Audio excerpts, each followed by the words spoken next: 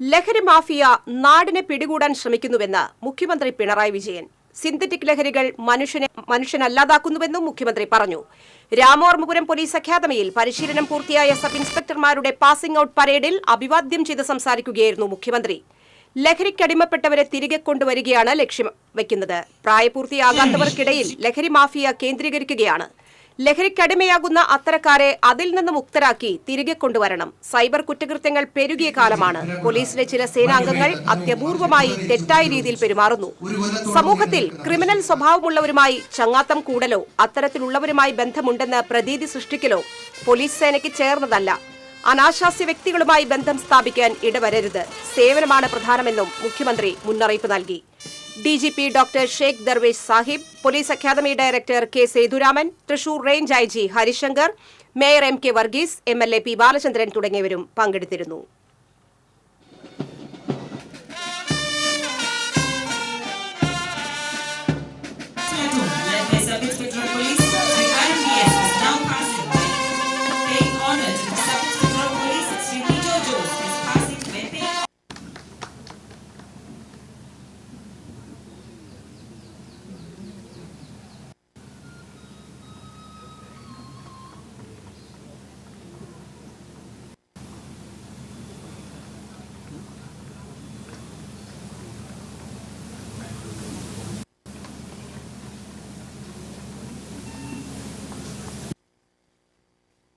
അടുത്ത കാലത്തായി വലിയ തോതിൽ ലഹരി മാഫിയ നാടിനെ പിടികൂടാൻ ശ്രമിക്കുക.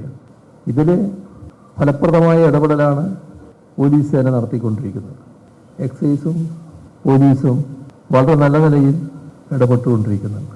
ഇക്കാര്യത്തിൽ നാം സ്വീകരിക്കേണ്ട സമീപനം, ഒരു വ്യക്തി ആ വ്യക്തി ചിലപ്പോൾ പ്രായപൂർത്തിയായ ആളാകാം, പ്രായപൂർത്തിയാകാത്തയാളുമാകാം.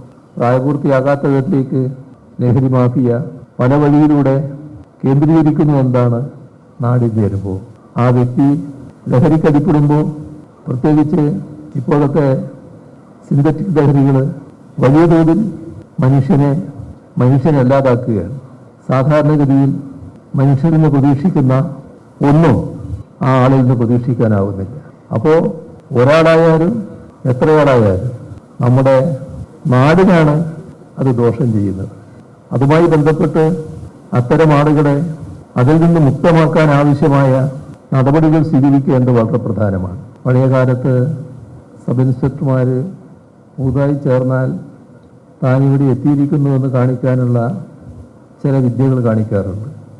അതൊന്നും ഇന്നത്തെ കാലത്തിന് ചേർന്നതല്ല എന്നാദ്യമേ മനസ്സിലുണ്ടാകണം.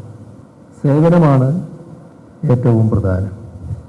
അധികാരത്തിൻ്റെ ശേഷി കാണിക്കലോ അതിൻ്റെ ഭാഗമായി സാധാരണക്കാരെ ഏതെങ്കിലും തരത്തിൽ ഉപദ്രവിക്കലോ അല്ല പോലീസിൻ്റെ കടമ എന്ന് നാം കാണുന്നു.